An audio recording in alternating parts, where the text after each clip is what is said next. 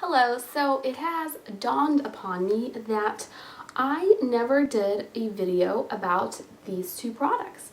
I used them in a get ready with me video, and that was kind of my first impression of them, and I talked about them so much in that video that I felt like I already did a video on them, but I didn't, and so I wanted to make a separate video that's just on these products and let you know kind of my review now that I've had them for longer.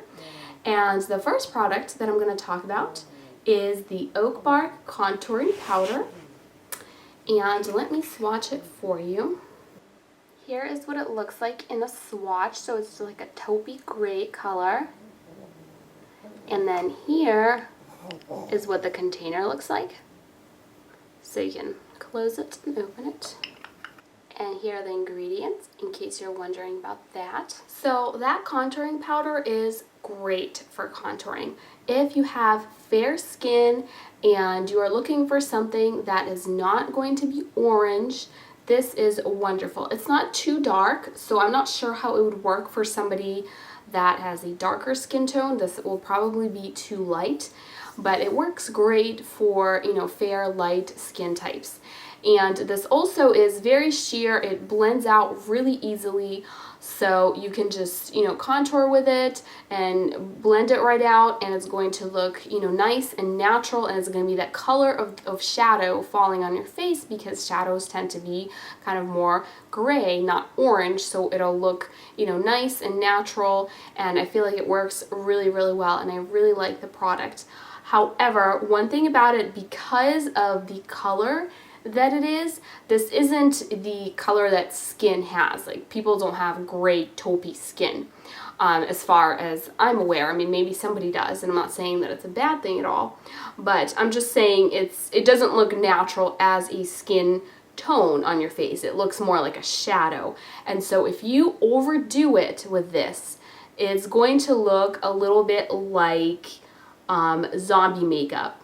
Just because if you've ever seen, zombies, like people that have been made up to look like zombies, they use a lot of gray tones on them because that is kind of what, I guess, dead people look like. That's kind of their skin tone, I guess. And so if you overdo it with this, it's gonna look a little bit not natural, and you can't use this as a bronzer because of that also. This is a contouring powder, like it says. That is what it's for. Do not put this all over your face as a bronzer. It's going to kind of give you a grayish cast to your skin.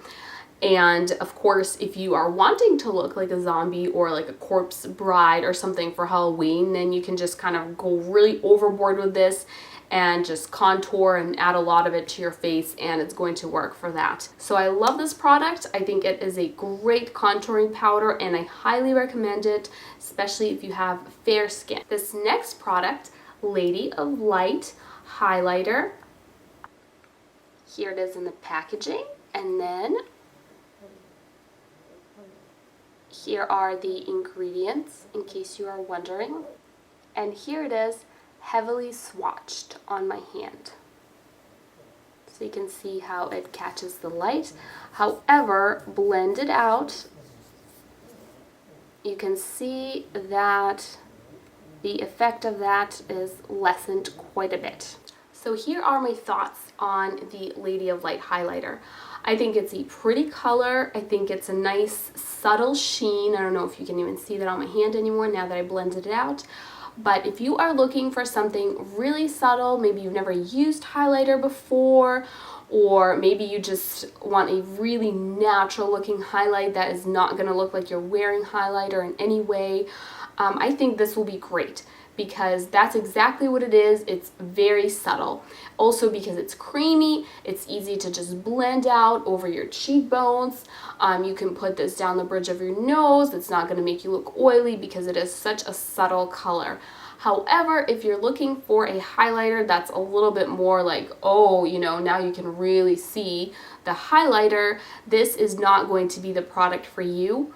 And to be honest, I was a little bit disappointed about the pigmentation of this. I really thought it was going to be a little bit more noticeable on my face, but I feel like whenever I wear this, I pretty much can't even tell that I'm wearing this. And I'm not saying that as a bad thing at all, because different people prefer different things. I'm sure some people are saying, finally I found a highlighter that looks natural and is subtle. So, you know, for people like that, it is great.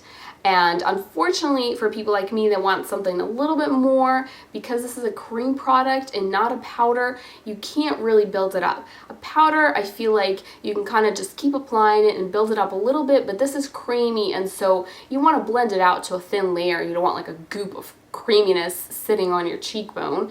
So because you kind of have to blend it out and you can only put so much on, you can't really build up that shine.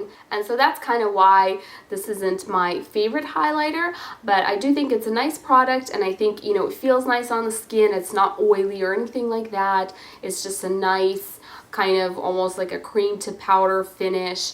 And the shimmer in it is so teeny tiny fine. And I believe both of these products were somewhere around $9, and you can buy them on Etsy, or there's also an Artfire site for Pumpkin and Poppy, and you can buy them from there as well. I bought them from Etsy just because I was familiar with using that website, but I think there are more products on Artfire if you're looking, you know, for some other products. So this is my review of these two products, and hopefully that was helpful to you.